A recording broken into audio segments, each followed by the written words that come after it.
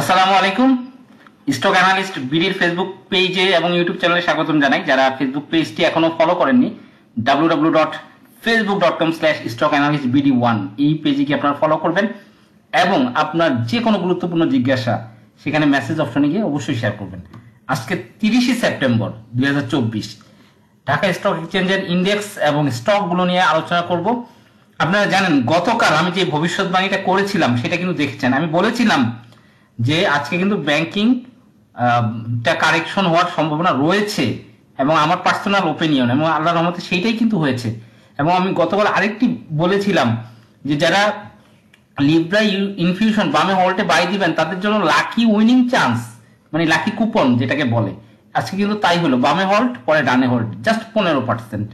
তা এইটা হচ্ছে আপনি যখন স্টক মার্কেট নিয়ে অ্যানালাইসিস করবেন তখন আপনাকে কিছু বেসিক প্রিন্সিপালসের উপর অ্যানালাইসিস করতে হবে এবং মার্কেটের ট্রেন্ড কোন মোমেন্টে আছে সেটা বুঝতে হবে। দেখেন আজকে ঢাকা স্টক এক্সচেঞ্জের 196টা কোম্পানির দাম পড়েছে এবং স্টক নাওতে যদি দেখি সেখানে 195টি, একটু এদিক ওদিক হয় লাস্টের ক্লোজিং প্রাইসের জন্য, এবং 503 কোটি টাকা লেনদেন হয়েছে এবং 156 বা 57টি কোম্পানির দাম বেড়েছে। তারপরেও ইন্ডেক্স কিন্তু 33 পয়েন্ট নাই। এটার মূল কারণটা কি? এটার মূল কারণ হচ্ছে যে সকল হেভিওয়েট শেয়ার, আমরা জাস্ট স্টক নাও যদি নিচের অংশে দেখি, দেখেন হেভিওয়েট শেয়ারগুলো কিন্তু আজকে ফল করেছে। ব্র্যাক ব্যাংক প্রফিট টেকিং হয়েছে, SIBL, ফার্স্ট সিকিউরিটি ব্যাংক, ইসলামী ব্যাংক, তারপর বড় হেভিওয়েট, তার মধ্যে বড় হেভিওয়েটের মধ্যে আজকে কিন্তু জিপিটা বেড়েছে আমরা দেখতে পাচ্ছি।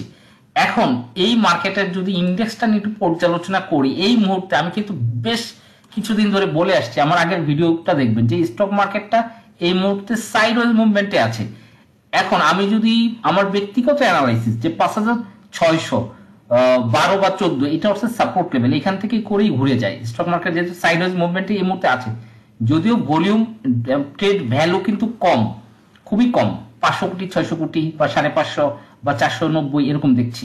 আর যদি বড় ধরনের, যেহেতু কমিশন হুটহাট করে স্টক মার্কেট নিয়ে বিভিন্ন তাদের ইচ্ছা মতো নিউজ দিচ্ছে, হুটহাট ডিসিশন নিচ্ছে, মার্কেটটা স্টেবল হচ্ছে না, পাবলিক এখনো সেই যে ভয় আতঙ্ক সেটা কিন্তু কেটে উঠতে পারছে না।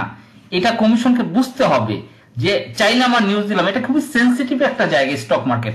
এখানে আপনি হুট করে নিউজ দিবেন, বলেছিলেন যে এই বছরের ডিভিডেন্ড দেখে সিদ্ধান্ত হবে, হুট করে 1 মাস আগে ডিভিডেন্ড, জুন ক্লোজিং শেয়ারগুলোর 1 মাস আগেই হুট করে 28টা কোম্পানিকে জেরে পাঠিয়ে দিল।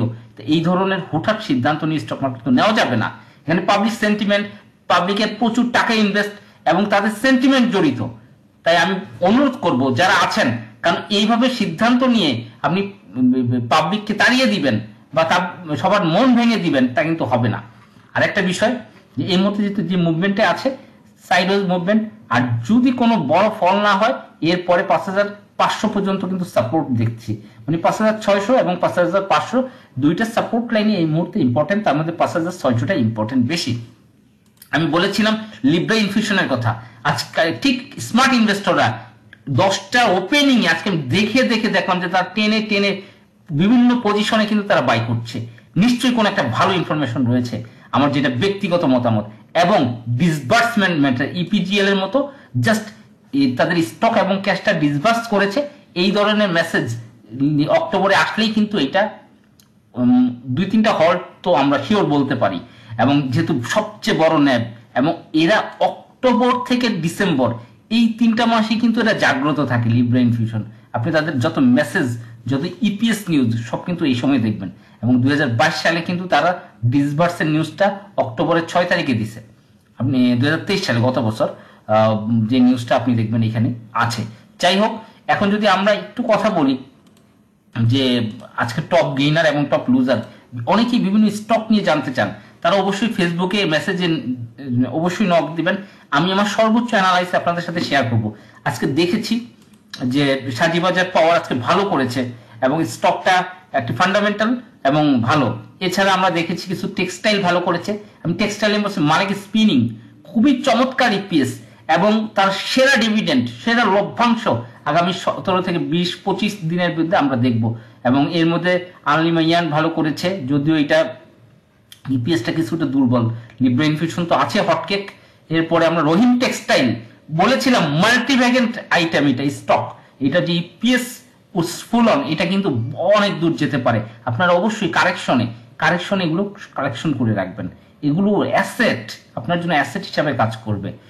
এছাড়া আমরা যদি টপ লুজারে দেখি, সেখানে দেখবো আজকে ডেসকো, সেটা কিন্তু ঢাকা ইলেকট্রিক পাওয়ার সাপ্লাই, এটা কিন্তু পড়েছে এসআইবিএল। হেভি ওয়েট ব্যাংক, 1 কোটি 2 কোটি 3 কোটি শেয়ার ট্রেড হয়, একটু এদিক ওদিক হইলেই কিন্তু পড়ে যায়। তো এগুলো ট্রেড করতে খুব সেন্সিটিভ, সাপোর্ট জন্য বাই দিতে হয়। তারপরে বড় হেভিওয়েট শেয়ার কিন্তু অনেক কিছু, লিন্ডেবিডি দেখেছি, এটা কিন্তু 1000 টাকার কাছাকাছি চলে আসবে স্বাভাবিক। 410 টাকার যে অ্যাডজাস্টমেন্ট, সেখানে এসে কিন্তু ঘুরবে। প্রথমে আমরা দেখেছিলাম, এটা নিয়ে একটু আপডেট দিই, যে এর আগে প্রথমে কিছু দূর আসে, নামার পর এখানে ট্রেড হয়, তারপর আর কিছু দূর নামে, সেখান থেকে কালেকশন হয়। তার মানে ডাউনটা 2 বার হয়। প্রথমে নামে, সেখান থেকে একটু কালেকশন, কেউ কিনে, যারা আগ্রহী বেশি তারা একটু কিনে, তারপর আরেকটু নামে, আরো 50 টাকা 60 টাকা নামে, সেখান থেকে ফাইনাল কালেকশনটা কিন্তু হয়। আমরা সেটা দেখেছি এর আগে। এছাড়া আমরা দেখেছি জেড ক্যাটাগরি, যেহেতু ইপিএস খুবই দুর্বল, খুবই খারাপ, সেহেতু এটা কিন্তু ডাউন ট্রেন্ড মুভমেন্ট কন্টিনিউ রয়েছে। এছাড়া যেগুলো বেড়েছিল অনেক দূর, তারা কিন্তু প্রফিট টেকিং হয়েছে। গ্রামীণ 2 আমরা দেখতে পাচ্ছি, এবং অন্যান্য শেয়ারগুলো দেখতে পাচ্ছি আজকে অনেক শেয়ারই কিন্তু দাম পড়েছে। এবং ওভারঅল এছাড়া স্পেসিফিক কোন স্টক নিয়ে যদি অ্যানালিসিস জানতে চান, অবশ্যই জানাবেন, চেষ্টা করব সহযোগিতা করার। এবং আরো মার্কেটে কিন্তু আমি এর আগে একটি ভিডিওতে বলেছিলাম, অনেক স্টকের কিন্তু আপনার ডাউন ট্রেন্ড মুভমেন্ট চলছে। এবং এই যে এসপি সিরামিক বলেছিলাম, তারপরে হচ্ছে সিপাল বলেছিলাম, এইসব মুভমেন্টে কোথায় গিয়ে এটা থামবে? একটা 10 তলা থেকে বা 100 তলা থেকে কোনো একটা বল যদি আপনি ফেলেন, সেটা দেখা যায় 10 তলা এসে ধরি, মনে হয় যে এখানেই মনে হয় ফ্লোর পেয়ে গেছি, কিন্তু না, সেই 10 তলা থেকে যে গ্রাউন্ডে আসে, কয়েক ধাপে গ্রাউন্ডে আসে। এই জন্য এই down trend movement, falling knife, এই স্টকগুলো আপনারা অবশ্যই একটু খেয়াল করে, একটা সাপোর্ট যতক্ষণ দেখবেন যে না পড়ছে, ওর অবশ্যই আপনাকে দেখতে হবে মান্থলি, 1 মান্থ এবং 6 মান্থ সাপোর্ট গুলো দেখতে হবে। যখন একটা ফলিং নাইফ, তখন 6 মান্থ এবং 1 মান্থ সাপোর্ট, আপনি কিন্তু তখন উইকলি সাপোর্ট দেখলে হবে না, কোনোভাবেই হবে না।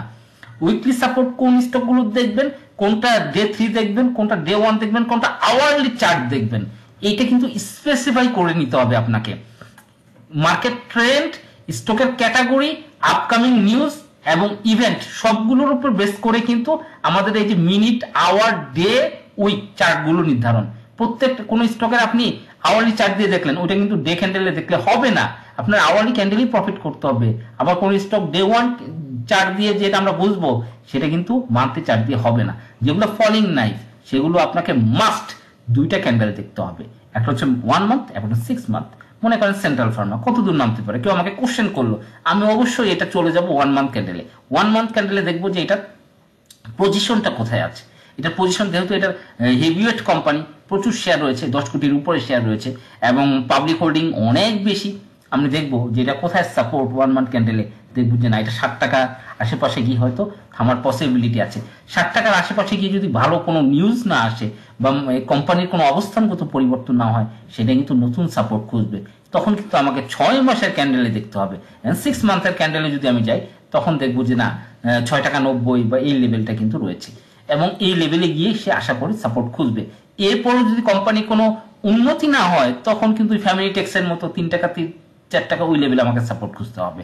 মানে টাইম এন্ড সাপোর্ট, দুইটা কিন্তু মোস্ট ইম্পর্টেন্ট যে কোনো স্টকের। এইসব বিষয় কিন্তু আপনাকে অনুধাবন করতে হবে। যাই হোক, প্রত্যেকটা ভিডিওতে আমি আপনাদের সাথে আমার ব্যক্তিগত কিছু না কিছু ইনফরমেশন শেয়ার করব। যারা ভিডিওটা মনোযোগ দিয়ে শুনবেন এবং অবশ্যই চার্টের সাথে মিলাবেন, আশা করি কিছু না কিছু শিখতে পারবেন। এবং এছাড়া আপনার যে কোনো স্টক নিয়ে অ্যানালাইসিস জানতে চাইলে অবশ্যই কমেন্টে জানাবেন, আশা করি অ্যান্সার করার চেষ্টা করব। ধন্যবাদ, ভালো থাকবেন, আসসালামু আলাইকুম।